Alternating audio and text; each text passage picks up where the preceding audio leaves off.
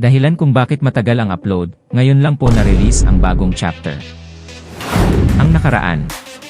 Na-paralyzed na nga ni Hachirin si Jungwon kaya inatake niya ito ng poisonous needle, ngunit sinagip naman siya ni Gochan at sinalo ito.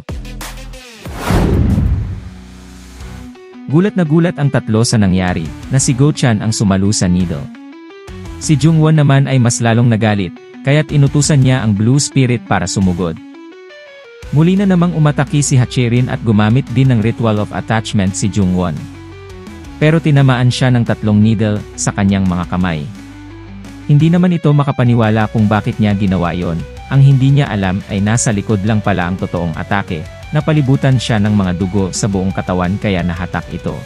Sabi naman ng Blue Spirit na sana ay namatay na lang siya habang mabait pa ito, habang tinatakpan niya ang bibig nito. Hindi naman siya makapaniwala kung nasaan na siya ngayon.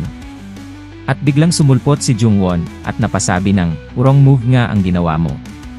Napalibutan si Hachirin ng mga kamay na gawa sa dugo, na nagdahilan ng hindi ito makahinga at mawalan na ng malay. Naalala naman niya si Gochan. Kaya tiningnan niya ito habang siya ay umuubo pa at para bang naaawa sa kalagayan nito. Napatanong si Jungwon kung bakit niya ginawa yon. Sinabi naman ni Gochan na bilang isang guard yun ang kanyang duty, at prenerotektahan din siya nito, kaya't hindi niya makakayang pagtaksilan si Jungwon. Siya lang ang nag-iisang hindi nang iwan sa kanya, at sa buong buhay niya si Jungwon lang ang gumawa noon. Habang sinasabi niya ang kanyang pamamaalam kay Jungwon, ay nakangiti itong namatay. Wala namang masabi si Jungwon kundi ang kalungkutan na makikita sa kanyang mata. Habang siya ay nakatingin sa bangkay ni Gochan, ay bigla siyang may narinig na nagsalita sa likod niya. Sabi nito ay kung buhay pa si Gochan. Nang napatingin si Jungwon sa likuran niya, ay nakita niya si Hachirin na nakatayo. Tinanong naman ni Jungwon kung kinain ng Blue Spirit si Hachirin. Sabi naman ng Blue Spirit na pwede na ang katawan na ito, at gustong-gusto niyang saniban ang mga bata, magagandang katawan na katulad nito, ngunit bigla namang hindi kinaya ng katawan, at panandalian lang siyang makakasanib dito, kaya't nainis na naman ang Blue Spirit. Nanghihinayang naman siya, dahil sa ganitong paraan lang mamamatay si Gochan. Sinabi pa nito na hindi naman naging vengeful spirit si Gochan, dahil wala itong kahit anumang pagsisisi sa kanyang buhay, at naging kontento ito kahit nasa bingit na ng kamatayan. Bigla namang may sinabi si Jungwon, na ayon sa 6-person spirit summoning technique. Hindi pa natatapos ni Jungwon ang kanyang sasabihin, ay hindi naman makapaniwala ang Blue Spirit sa susunod na gagawin ito. Ang mga vengeful spirit ay pwedeng mabuhay sa pamamagitan ng pagkamuhi sa mga tao, pero pwede rin silang mabuhay kung namatay sila sa isang lugar na puno ng death energy at pagsisisi. Habang sinasabi ito ni Jungwon, ay unti-unti niyang pinapalabas ang death energy sa kanyang mga kamay na nanggaling sa energy core niya na gawa dito. Nagugulat na lang ang Blue Spirit sa kanyang mga nakikita. Siguradong sigurado naman si Jungwon na kayang-kaya niyang gawing vengeful spirit si Gochan gamit ang death energy ni Jungwon. At habang sinasabi niya ito ay ginamit niya ang confront. Ito ay isa sa kanyang mga teknik. Hindi ito gagana sabi ng Blue Spirit, pero kahit gayon paman ay sinimulan pa rin ni Jungwon ang kanyang teknik. Habang ginagawa niya ang lahat ng ito, ay punong-puno siya ng determinasyon sa pagbigkas ng ritual na ito. At yun na nga unti-unti nang nabubuo ni Jungwon ang energy ni Gochan, at sa wakas natapos na din ang kanyang ginawang ritual. Nabuo na ni Jungwon ang energy core ni Gochan. Habang nakalutang ito, ay bigla namang may lumabas na red string papunta dito. Puno naman ang katanungan ang Blue Spirit, natapos mo na ba? Sabi pa nito. Nagulat na naman siya at tila ba magiging familiar spirit ang energy ni Gochan, at napaisip ang Blue Spirit, na dahil death energy ni Jungwon ang kanyang ginamit ay mabubuhay ito bilang kanyang familiar spirit. Mayroon lang silang isang problema, napakahina ng nagawang energy, at pwedeng mawala si Gochan kahit anong oras man. Isa pa dito ay wala siyang magiging vessel. Kaya't napaisip si Jungwon na humanap ng pinakamalapit na vessel para sa energy ni Gochan. Sagot naman ng Blue Spirit na kung saan siya hahanap ng isang vessel, at bigla itong napaisip, kinilabutan siya, at baka ang katawan ni Hachirin ang kunin nito. Sa kamalayan naman ni Go-chan, nagtatanong ito sa kanyang sarili kung patay na ba siya, dahil ang kamalayan niya ay unti-unting nawawala, at unti-unti din siyang nanghihina. Napapaisip siya kung bakit niya iniligtas si Jungwon, at bakit nagpakahirap pa siya, pero kontento naman ito sa kanyang ginawa. Pero sa isang saglit, ay mayroon siyang narinig na isang boses. Tinawag ni Jungwon si Go-chan sa kanyang pangalan. Bigla naman siyang tumayo, at napatanong kung bakit buhay pa siya. Nagpaliwanag naman si Jungwon dito, at gusto niyang makinig ito ng mabuti. Sabi ni Jungwon, ay ginamit niya ang kanyang death energy para hawakan ang kaluluwa niya sa realm na ito, at dahil doon, ay naging isa siyang familiar spirit ni Jungwon. Kahit pa mahina ang kanyang energy, at nanganganib na mawala, ay wala na siyang magagawa, kundi ilagay siya sa isang katawan. Hindi naman ito maintindihan ni Go-chan, at gulong-gulo siya. Patuloy pa ring nagsasalita si Jungwon, sabi nito ay isa lang ang ekstrang katawan na mayroon sila. Kaya't inilagay ito sa katawan ng assassin. Napatingin si Go-chan sa kanyang katawan, at gulat na gulat ito nang makita niyang napunta siya sa katawan ni Hacherin. Ayaw ni Go-chan sa katawan na ito. Nagmamakaawa siya kay Jungwon na ibalik ito sa dati niyang katawan, dahil parang sobra na kung dito siya sa katawan ng isang babae. Napasagot naman si Jungwon, na mamamatay si Go-chan at papatayin din niya ang katawan ni Hacherin. Gulong-gulo naman si Go-chan, naisip din niya na haharapin ni Jungwon ang buong flying sect dahil sa malalaman ng mga ito na namatay ang kanilang leader na si Hacherin, at sa ngayon ay natatrap dito ang kamalayan niya.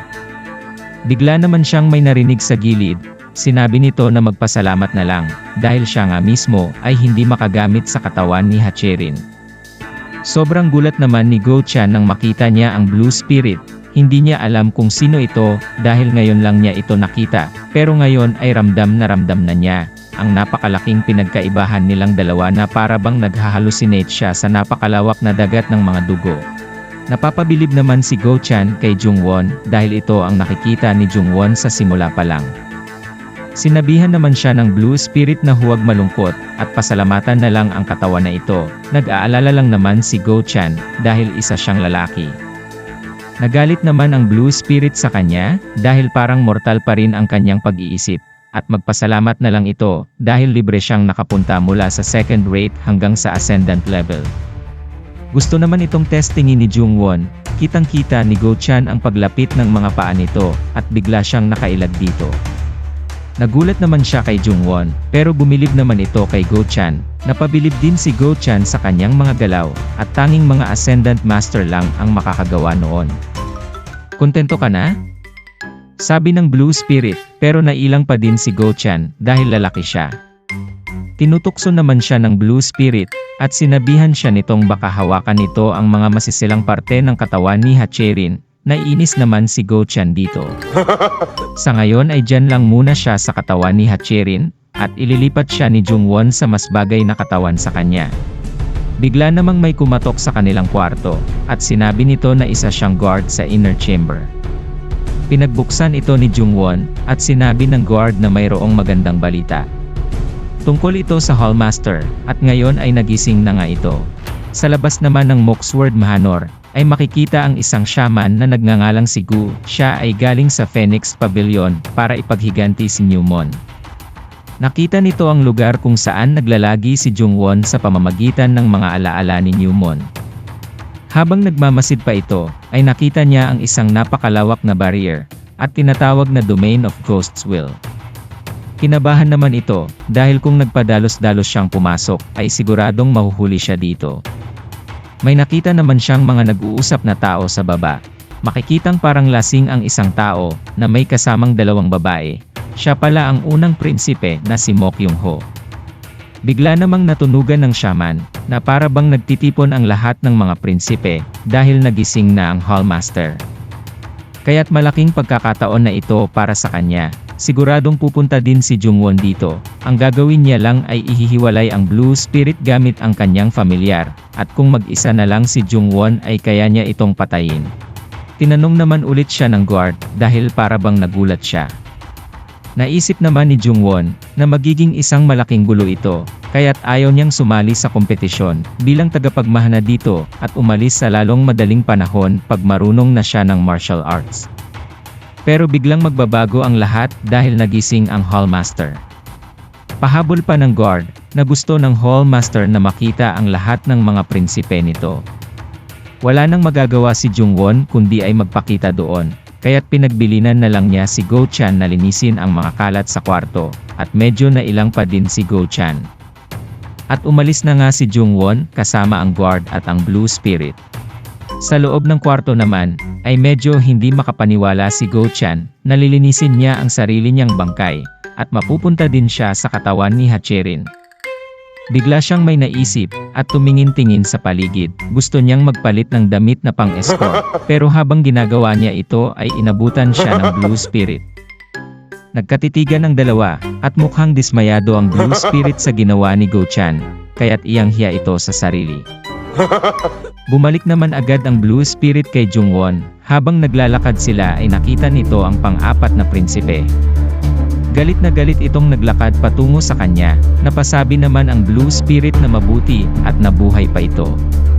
Tinanong naman agad siya ni Jungwon kung anong nangyari, maliban lang doon sa kanyang balat na tila nag-iiba ang kulay dahil sa maling itinuro niya. Galit na tinanong naman ng pang-apat na prinsipe, si Jungwon, kung nasira din ba ang kanyang energy core dahil sa teknik. Sinagot naman agad siya ni Jungwon kung dahil ba ito sa secret art. Sinabi naman ng prinsipe na huwag masyadong maingay. Nagpupumilit pa rin ito na sagutin siya, at kung nasubukan na niya ito, bakit walang nangyari sa kanya? Gulong-gulo ang isip ng pang-apat na prinsipe, dahil mas naintindihan pa ni Jungwon ang secret arts kaysa sa kanya. Habang pinapanood ng Blue Spirit ang nangyayari sa dalawa, ay bigla itong may naramdaman. Napatingin din si Jungwon sa kanya. Napakatapang naman ng taong ito, sabi ng Blue Spirit. Nagalit naman siya sa kapangahasan nito kahit pa nakita niya ang domain of Ghost's will. Napaisip naman si Jungwon na galing ito sa Phoenix Pavilion. Humiwalay naman ang Blue Spirit kay Jungwon para puntahan ang shaman. Sa loob ng Moxword Mahnor, nakita ni Yunpyong na magkasamang dumating si Yochon at Jungwon, at inis na inis naman siya sa dalawa. Makikitang si Lady Sok ay todo alaga kay Yongho na para bang isang bata. Pinagbilinan pa niya ito na huwag masyadong magsalita dahil amoy alak siya. Gagawin daw ni Lady Sok ang lahat para sa dalawa niyang prinsipe. Nadidismaya naman si Yunpyong kung bakit ganito ang inaasal ng unang prinsipe. Bigla naman siyang napatanong sa isip niya kung bakit sila pinatawag dito. Ganoon din si Lady Sok, ang hinuha nila ay pipili na ng tagapagmana ang Moxword Master. Sa isip naman ni Yochon, wala siyang pakialam kung tama ba ang secret arts, ang mahalaga ay siya ang mapili, at dahil dito masusolusyonan lahat ng kanyang problema. Iba naman ang kay Jungwon, naiisip niya na ang Hallmaster ang pinakamalakas sa buong province ng Anhui ayon sa kanyang narinig. Hindi niya ito makumpirma nang may sakit pa ito, pero ngayon ay naniniwala na siya. Nang dumating na silang lahat, ay binuksan ng pinto patungo sa Hallmaster. Sabay-sabay naman ang mga prinsipe sa pagbibigay-pugay dito sa kanyang paggaling. Ngayon ay harap-harapan nang nakita ni Jungwon ang tunay na aura ng Hallmaster. Sinalubong naman sila ni Mok Indan ng pagkagalak at may ngiti sa kanyang labi.